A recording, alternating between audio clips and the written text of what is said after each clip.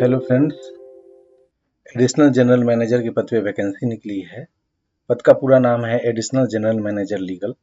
चलिए इससे संबंधित जानकारियां देख लेते हैं कि इसकी एलिजिबिलिटी क्या है, सैलरी क्या है, लास्ट डेट कब तक है और कैसे अप्लाई कर सकते हैं। तो देखिए, ये पद जो है E6 ग्रेड का है, बहुत हाई लेवल का पद है ये।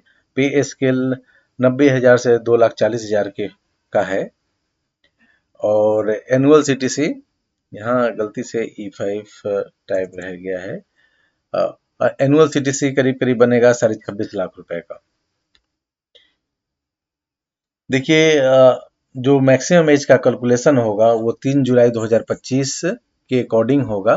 3 जुलाई 25 को मैक्सिमम एज आपका मैक्सिमम 48 साल होना चाहिए। और ये जो एज दिया गया है जनरल कैटेगरी कैंडिडेट के अकॉर्डिंग दिया गया है। चलिए क्वालिफिकेशन देख लेते हैं। इसमें चाहिए ग्रेजुएट विथ LLB और डिग्री इन लॉ, ठीक है, और with not less than 60% in qualifying examination. 60% marks के साथ LLB चाहिए भैया, ग्रेजुएट विथ LLB, और डिग्री इन लॉ 5 साल वाला जो इंटीग्रेटेड कोर्स होता है वो। और इसका डिजायरेबल है कि मास्टर्स डिग्री हो तो ज़्यादा अच्छा है। प्रोफेशनल एक्सपीरियंस मांगा गया है और इसकी भी गणना 3 जुलाई 2025 के डेट के अकॉर्डिंग होगी। ये इस तरह है।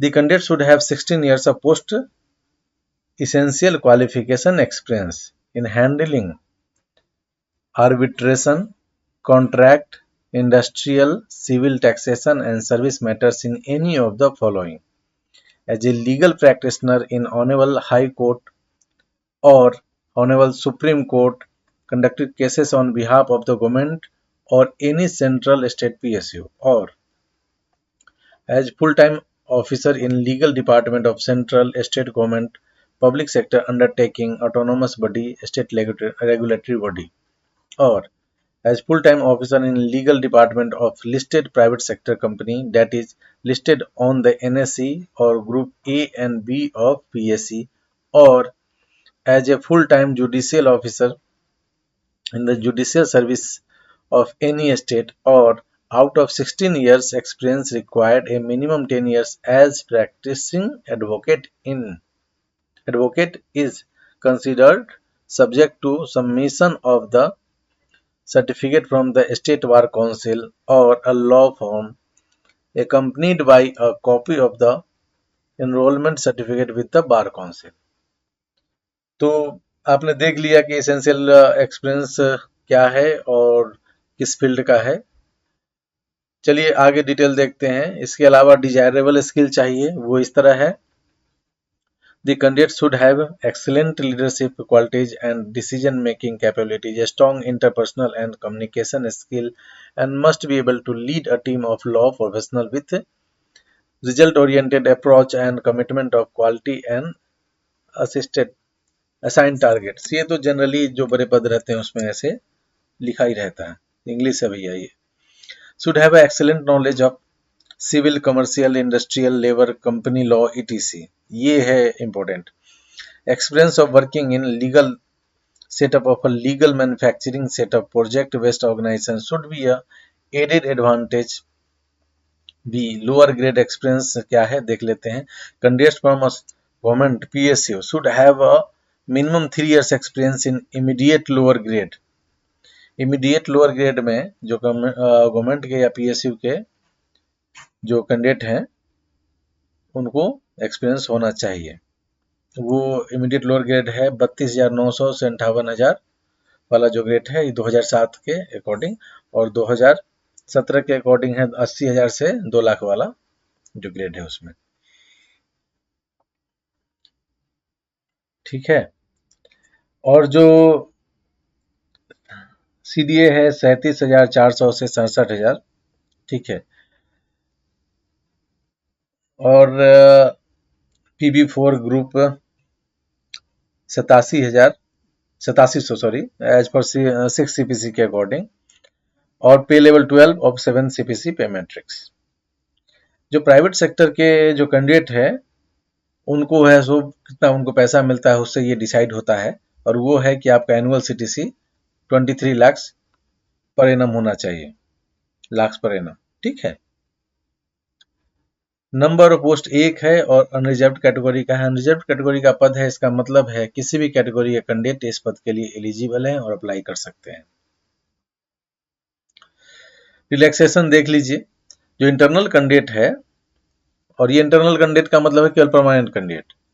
इंटरनल परमानेंट कैंडिडेट जो है उनको कुछ रिलैक्सेशन दिया जाएगा, वो इस तरह है। Minimum experience in the lower grade shall be relaxed by 1 year. The upper age limit is relaxed by 5 years.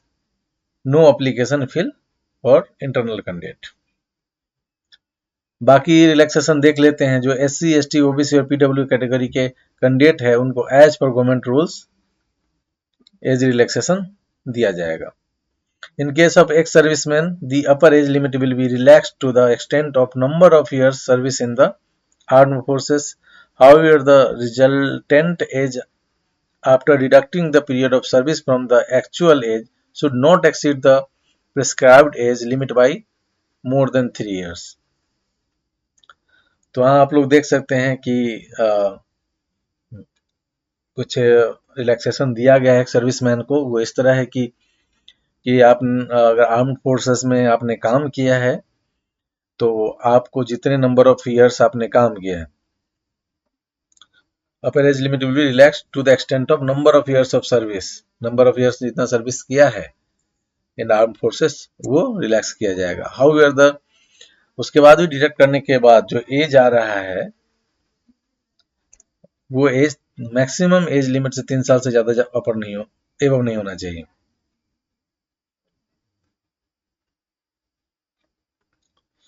Application fee देखिए 300 रुपए है और SC, ST, PH और इंटरनल कैंडिडेट के लिए कोई फी नहीं है। मेथड ऑफ सिलेक्शन है, देखिए ये इंटरव्यू से सिलेक्ट करेंगे और सबसे पहले जो आप लोग एप्लीकेशन करेंगे उसको ये शॉर्ट लिस्ट करेंगे। जो शॉर्ट लिस्टेड कैंडिडेट हैं वो उसको इंटरव्यू लेंगे और या तो VC लेंगे, ठीक है, या फिर फिजिकल मोड में इंटरव्यू लेंगे, ठीक है। VC का मतलब वर्चुअल, ठीक है, वीडियो कॉन्फ्रेंसिंग के द्वारा, और या फिर मतलब डायरेक्ट 1 to 1 करके भी ले सकते हैं। अच्छा, इसको अप्लाई कैसे करना है? अप्लाई करने का लिंक मैं आपको इस वीडियो के डिस्क्रिप्शन में दे दूंगा। साथ ही साथ सारे इंपॉर्टेंट डिटेल्स भी मैं आपको इस वीडियो के डिस्क्रिप्शन में दे दूंगा। नोटिफिकेशन का लिंक भी आपको इस वीडियो के डिस्क्रिप्शन में मिल जाएगा। ऐसे आपको ऑनलाइन अप्लाई करने और नोटिफिकेशन का लिंक आपको आपके स्क्रीन पे दिख रहा होगा। चलिए लास्ट डेट देख लेते हैं। देखिए एप्लीकेशन किया जाना तो 3 जून से शुरू हो गया है। 3 जून को 10 बजे से एप्लीकेशन शुरू हो गया है कि आप कर सकते हैं, और लास्ट डेट है 3 जुलाई तक। 1 महीना का टाइम दिया गया, 3 जून से 3 जुलाई तक, ठीक है। और आज है 7 जून जब ये वीडियो बनाया जा रहा है। 3 जुलाई को आप शाम के 5 बजे तक एप्लीकेशन कर सकते हैं, ठीक है।